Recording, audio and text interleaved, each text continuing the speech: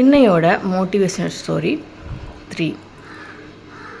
இன்றைக்கி வீடியோவில் நம்ம ஒரு மோட்டிவேஷன் என்னன்னு கேட்க போகிறோன்னா, சில பேர் உங்களை ரொம்ப சீண்டிக்கிட்டே இருப்பாங்க. நீங்கள் ஒதுங்கி போனாலும், நீங்கள் அவங்க வேண்டாம், அவங்க கூட தான் நமக்கு நல்லதில்லை அப்படின்னு நீங்கள் டோட்டலாக அந்த இடத்துல வந்து நகர்ந்து போனாலும், நீங்கள் அப்படி நகர்ந்து போகிறத அவங்க அலோவ் பண்ண மாட்டாங்க. திரும்ப திரும்ப வந்து உங்ககிட்ட பேசி எதையாவது சீண்டி கோபத்தை தூண்டி விட்டு அதில் ஒரு இன்பம் காண்பாங்க. ஸோ இந்த மாதிரி ஆளுங்களுக்கு எப்படி ஹேண்டில் பண்ணணும் அப்படிங்கிறதுக்கு ஒரு சூப்பர் ஸ்டோரி.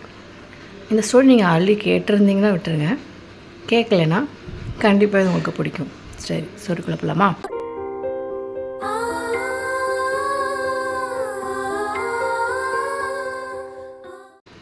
ஃபஸ்ட்டு ஒருத்தர் ஒரு கிணறை விற்கிறார், சரிங்களா?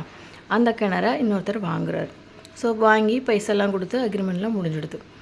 மறுநாள் ரோட்டில் பார்க்கும்போது விற்றவர், நல்ல விலைக்கு உங்களை பார்த்துட்டேன், உங்கள்கிட்ட ஒரு முக்கியமான விஷயம் சொல்லணும்னு நினச்சேன் அப்படின்னு சொல்லி ஆரம்பிக்கிறார். இவர் அமைதியாக பார்த்துட்ருக்கார். அப்போது அவர் சொல்கிறாரு, நான் உங்கள்கிட்ட கிணறு மட்டும்தான் விற்றுருக்கேன், உள்ளே இருக்க தண்ணியெல்லாம் நீங்கள் யூஸ் பண்ணக்கூடாது, சரியா? அந்த தண்ணி எனக்கு மட்டும்தான் சொந்தம் அப்படின்னு சொல்லிட்டு, அது வேலை நீங்கள் அந்த தண்ணியை ஒரு வேளை யூஸ் பண்ணிங்க அப்படின்னா அதுக்கு மாதம் இவ்வளோ வாடகை கொடுக்கணும், ஒரு அமௌண்ட் வேறு சொல்கிறார். இவர் கொஞ்சம் கூட யோசிக்காமல் ரிட்டன் என்ன பதில் சொன்னார் தெரியுமா? கரெக்டாக சொன்னீங்க, நானும் உங்கள்கிட்ட பேசணும்னு நினச்சேன், நேற்றே இதை சொல்லணும்னு நினச்சேன், மறந்துட்டேன், இப்போயாவது ஞாபகப்படுத்துனீங்களே, எனக்கு கிணறு மட்டும் போதும், அதில் இருக்க தண்ணி எனக்கு தேவையில்லை, தயவு செஞ்சு அந்த தண்ணியை கொஞ்சம் காலி பண்ணிவிட்டு கொடுங்க, இல்லை அந்த தண்ணியை ஏன் கிணத்துக்குள்ளே வைக்கிறதுக்கு மாதம் ஒரு வாடகை கொடுங்க அப்படின்னு கேட்டாராம். யோசிச்சு பாருங்கள், நம்மளை அடிக்க வரவங்களை நம்ம திருப்பி அடிக்கிறது இருக்குல்ல, அதில் இருக்க சுகமே வேறங்க. அவன் நம்மளை டார்ச்சர் பண்ணணும்னு முடிவு எடுத்துட்டான், நம்ம அழுகணும்னு முடிவு எடுத்துட்டான். அவன் யார் அந்த முடிவு எடுக்கிறதுக்கு? நம்ம அழுகணும், நம்ம வேதனைப்படணுங்கிறது நம்ம கையில் தான் இருக்கணும். அடுத்தவன் பண்ணுறான், அடுத்தவனுக்கான அந்த வாய்ப்பை கொடுத்துட்டிங்கன்னு வச்சுக்கோங்களேன், உங்கள் லைஃப் உங்களோடது கிடையாது. இதை இங்கே புரிஞ்சுக்காம தான் மற்றவங்க கஷ்டப்படுத்தும் போது அழுகிறதும், மற்றவங்க உங்களை வார்த்தை பேசும்போது அழுகிறதும், மற்றவங்க உங்களை ஏதாவது தப்பாக பேசினாலும் நம்ம தப்பானவங்களாக இருக்குமோ அப்படின்னு யோசனை கூட உங்களுக்கு வருது.